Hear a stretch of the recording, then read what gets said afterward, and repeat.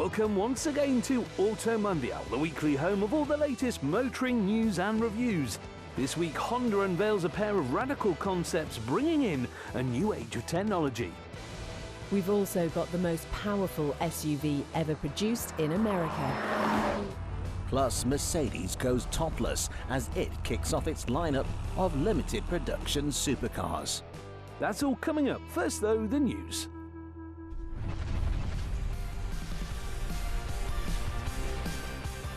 "2024 was the first year with a fully enforced ZEV mandate, a government regulation requiring zero-emission car sales to represent a growing percentage of a manufacturer's total sales figure, making it a crucial marker in the push towards electrification. Following the end of December, the Society of Motor Manufacturers and Traders has compiled all the data and, as expected, the industry as a whole has missed 2024's target. The mandate required 22% of vehicles sold to be zero-emission models, but the SMMT's data shows that just 19.6% of 2024's new registered vehicles were indeed fully electric. Among the biggest offenders last year were the Volkswagen Group, Ford and Renault, though very few car makers actually met that target. Mercedes and BMW appear to be among the minority. This year, the mandate's target rises to 28%, leading industry experts to call for a rethink. We'll make sure to keep you up to date with its progression throughout this year.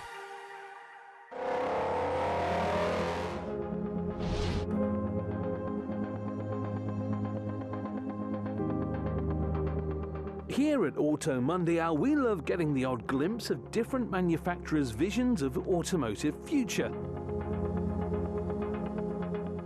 Concept cars may rarely accurately represent their future offspring, but they do provide an idea of the underlying tech car makers hope to introduce in coming years.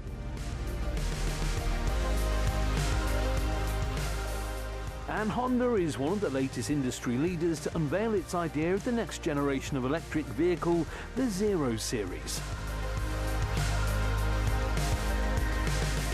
Much like the Jaguar Type 00 we checked out a few weeks ago, the Honda Zero Series introduces a new era for the brand's lineup, though thankfully it isn't set to replace everything else the Japanese automaker sells. Comprised of two separate models, a lower slung saloon and a higher riding SUV both get extremely aerodynamic styling in a bid to optimize efficiency and, by extension, range. But what really gets us excited is this. Covering the lights when they're not in use, these panels are a modern reimagining of pop-up headlights, a trend that disappeared in the 1990s due to pedestrian safety concerns. Whilst uncluttered bodywork is helpful to extending EV range, Honda is also striving towards pushing battery and motor tech forward. Unveiled as part of the concepts is the newly developed e-axle powertrain, a system packaging an electric motor and inverter in such a way as to reduce weight and size.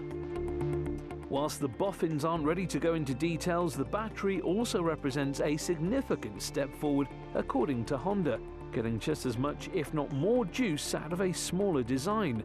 Not only does this suggest smaller cars or more spacious cabins, it also allows manufacturers to return to lightweight vehicles, something driving enthusiasts will look forward to. Though they may not look entirely akin to their concept forms, the Zero Series Saloon and SUV are said to be hitting production in 2026. We'll make sure to keep you up to speed with the project's development then.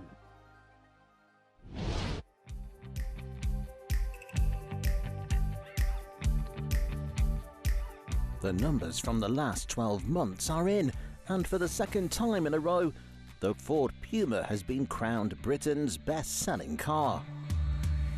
And with that success showing absolutely no sign of slowing down, the Blue Oval is looking to capitalise further on its triumph, unveiling this, the Puma Gen E.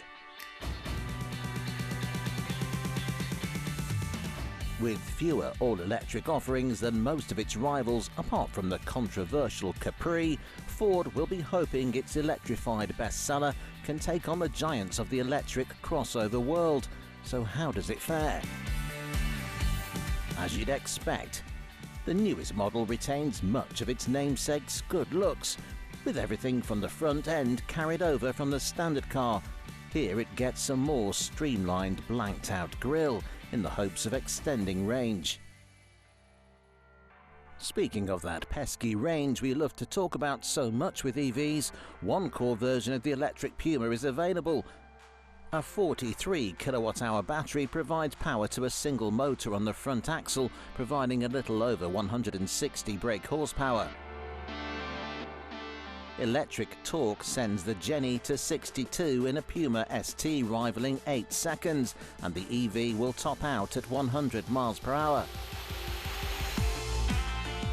The powertrain will get you to 233 miles on a charge, with 100 kilowatt fast chargers boosting the battery from 10 to 80% in 23 minutes, matching the industry average. For what we would imagine to be the Gen E's primary use, Ford announces a city driving range of over 320 miles, though anything above 300 is commendable in our eyes. Inside, this latest addition to the roster goes the same way as the other Blue Oval EVs, with its compact yet elegant cabin full of screens running the latest infotainment software, squared-off steering wheel and plenty of storage bins.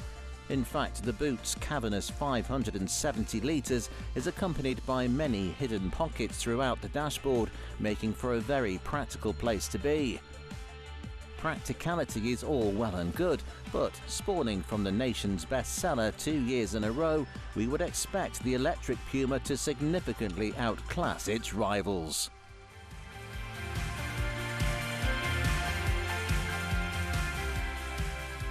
On its way to class domination, however, the Blue Oval's latest creation will have to go through this, the Jeep Avenger.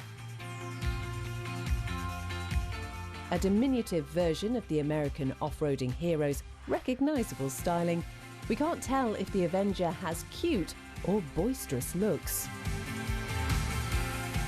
But starting at an identical £30,000 price tag as the upcoming Puma, it's surely a perfect benchmark for the compact electric crossover class. Straight off the bat, the Jeep's cutesy looks do hinder practicality somewhat, as with 355 litres behind the rear seats, you certainly don't have much space for holiday luggage. Moreover, a shorter wheelbase does mean the Avenger offers far from generous legroom to its passengers. That being said though, the Stellantis engineers have done their best to keep the battery away from the cabin floor, ensuring good headroom in what is a stylish interior packed full of tech. Though whilst the Jeep gets a similar set of screens, we do prefer Ford's infotainment software over that of Stellantis, which can feel clunky.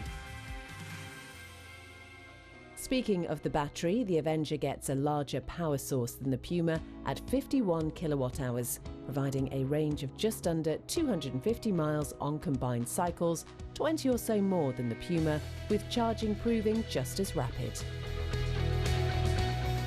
Just like the Ford, around 160 bhp go to the front wheels, though performance isn't quite as thrilling, with the dash to 60 taking over 9 seconds. In fact, we get the feeling that rather than providing nimble handling, this Jeep follows its stablemates in offering an experience catering to the off-road crowd. Or at least it likes to think it can venture off the beaten track. That does mean that for poodling around town, a torquey setup makes for a brilliant city car.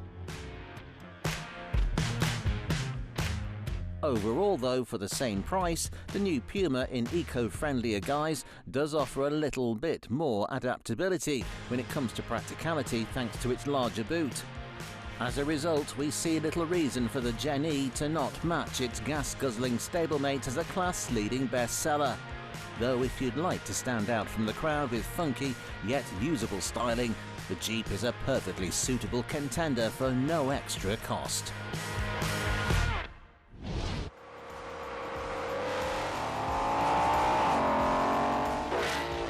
6.2 litres, 8 cylinders, over 700 horsepower and a supercharger for added whine. A typical performance muscle car formula, these numbers are no longer particularly shocking in the modern age. But what if we told you they formed part of the latest Dodge SUV? This is the Durango SRT Hellcat, and under its unassuming 7-seater looks like the internals of a drag strip-ready brute.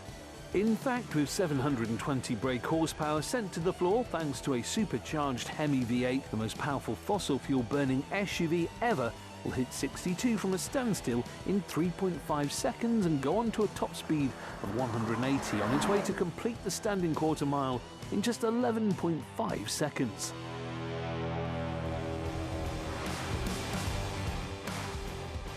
And all that sits within a perfectly mundane SUV package, capable of seating 7 in decent comfort for long journeys, as long as those long journeys involve a lot of pre-planned fuel stops. Inside, nice leather seats get heating and plenty of bolstering for when you do decide to unleash the ponies, whilst plenty of physical buttons ensure you needn't go hunting for climate controls within the 10.1-inch touchscreen menus. All the top tech like phone connectivity, wireless charging and plenty of internet hotspotting and assistance features come as standard, as do all the safety bits and bobs that you'd expect. The Dodge Durango in this SRT Hellcat edition hits the market from $115,000, with lesser tuned models also available.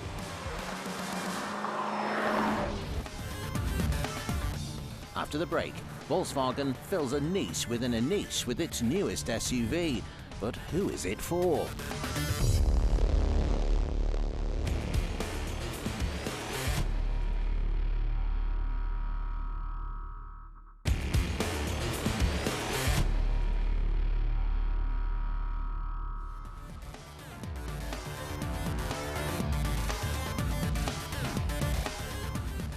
Welcome back. Coming up, a Mercedes SL Class with even less roof than before.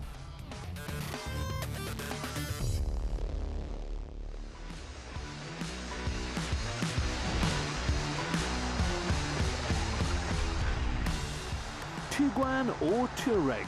That is the question when it comes to the larger Volkswagen SUV offerings. That is, it used to be the question, as now there is a third option. This is the Volkswagen Tayron.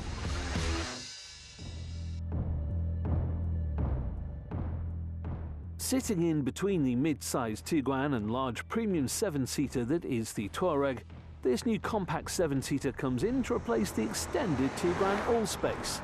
Much like its predecessor, this new model for European markets is based on the MQB Evo platform, but in a slightly extended guise, the result being a longer wheelbase and elongated rear overhang, providing just about enough space for a third row of seats in the back, or if you only need seating for 5, a stonking 850-litre boot. The rest of the cabin is also nice and spacious, whilst even in lower trim levels, the standard list of tech is abundant.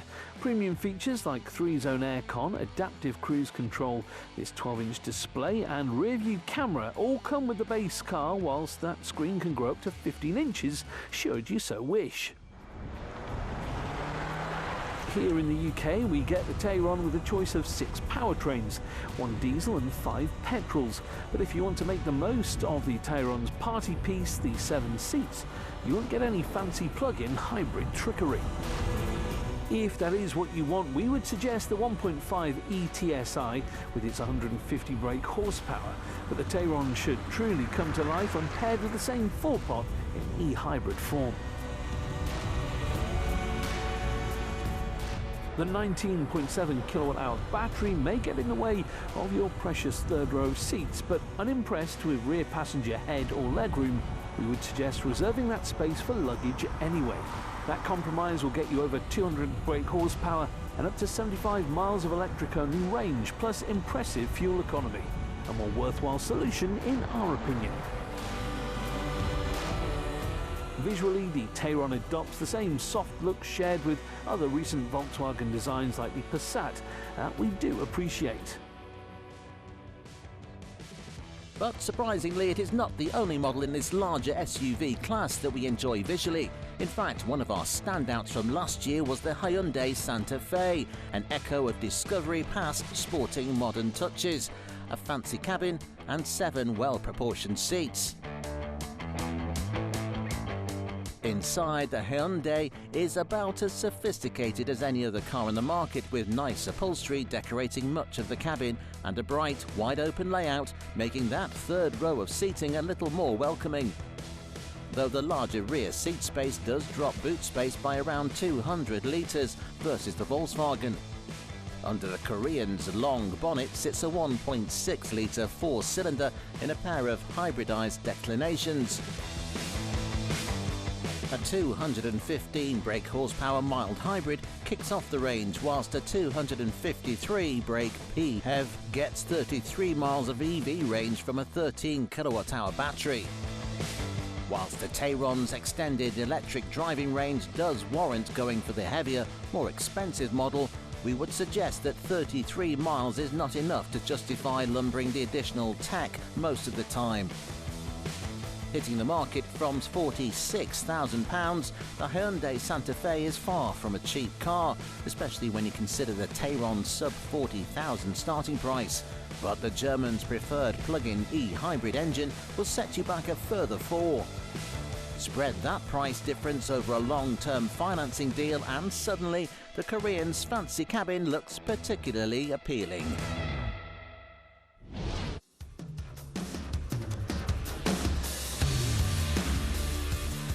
A few years ago, in 2020, a collection of supercar manufacturers seemingly lost their heads and decided to cut the heads off their top-flight road racers. Among them were Aston Martin with its Vantage-derived V12 Speedster and McLaren's jaw-dropping Elva. Without a roof, windscreen or any protection to occupants' brains for that matter, these were the epitome of wind-in-your-hair driving.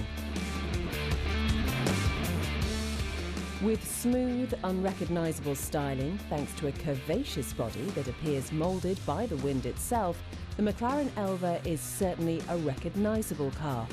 And don't worry, if you want to taste flies at 203 miles per hour, you can simply remove this windscreen. That top speed is achieved thanks to an 800 brake horsepower twin-turbo V8 sat behind the cockpit and sending power to the rear axle in what is a proper supercar format.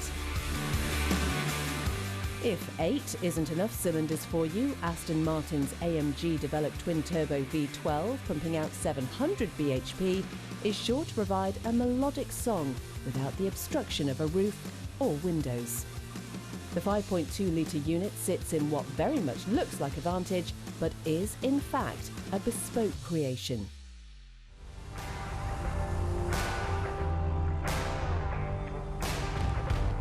Not to be outdone, Mercedes-Benz has now decided to join the party. So here it is, the Mercedes-AMG PureSpeed, a roofless Merc with seemingly angelic inspiration. Yes, as always, it's Deutschland that comes in with the sensible reasoning, as its speedster gets a sort of Formula One-inspired halo protection above the cockpit, just in case. Under sharp looks and heavy modification, the PureSpeed is in fact based on the manufacturer's SL Class Roadster. But fear not, as there will be no cosy retirement to be had behind the wheel of this model, as, if the roofless design wasn't enough, this particular beast gets a staggering 575 brake horsepower from a 4-litre bi-turbo V8.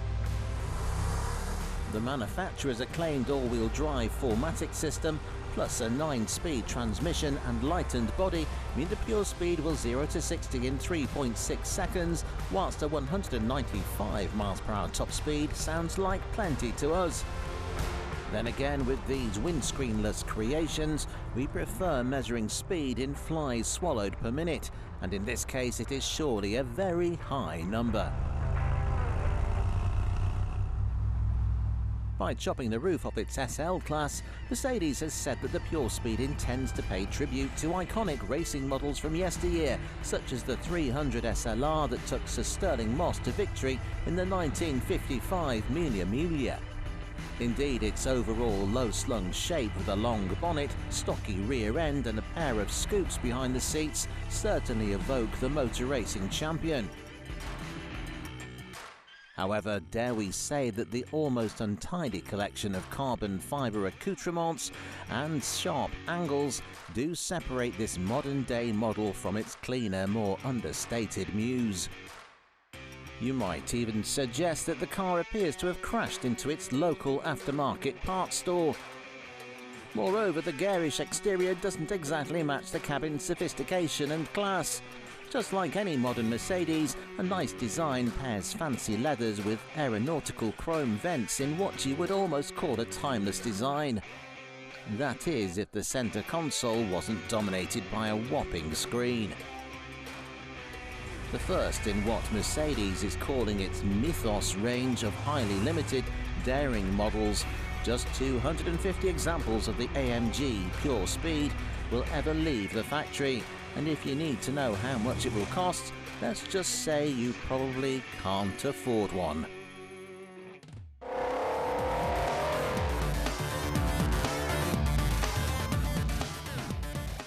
Next time on Auto Mundial, Audi overhauls its styling philosophy with a rather pretty concept.